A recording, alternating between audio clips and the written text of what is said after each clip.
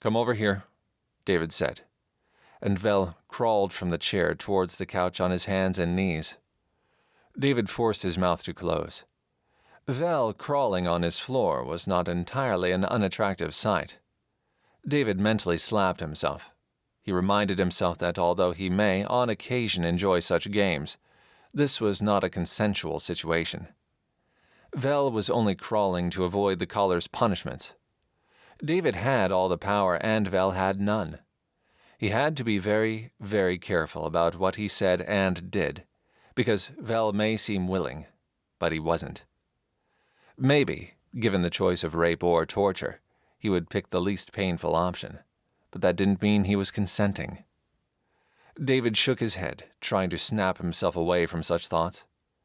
Vell's nightly visits to his bedroom had planted a seed that he did not want to let grow. "That's for you," David said, pointing to the food, hoping that Vell had not noticed anything untoward in his gaze. Vell knelt before the plate, his eyes fixed on it, but he didn't move or pick it up.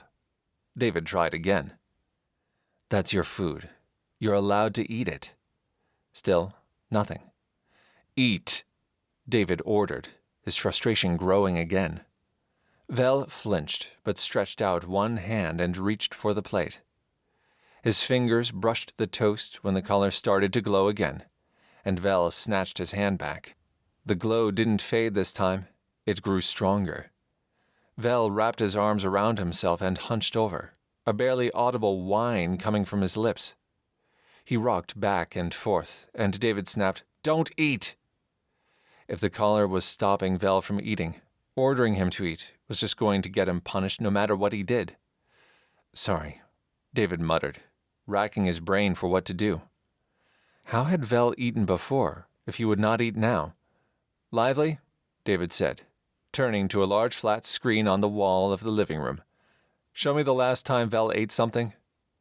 The screen flickered into life, but no footage displayed. Lively had full surveillance on every area of the penthouse. David didn't understand why there was nothing to see. "What's going on, Liv?"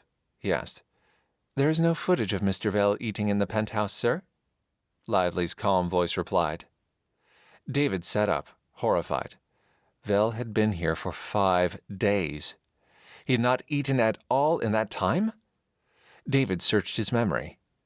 He had seen Vell drinking water, had seen him in the kitchen, but always cleaning or putting dishes away, not eating. Shame washed through him as he realized Vell had not eaten in the entire time he had been with him. Otharnians were tougher than humans for sure.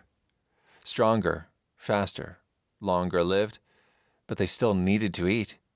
5 days without food was bad. It was very bad. David was a terrible choice to be responsible for another person. He could barely take care of himself. That was why he invented Lively, to take care of him.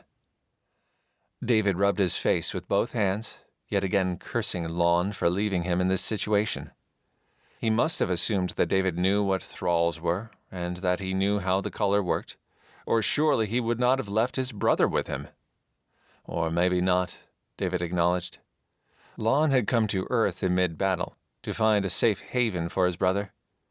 Perhaps he didn't even know the kind of control the collar had over him. David didn't blame him for what he had done, despite his frustration with the situation. Lonn had found Vell enslaved, being abused, beaten, and most likely raped. He probably didn't think twice before stealing him away. Despite Vell's crimes, and they were many, he was still Lonn's brother.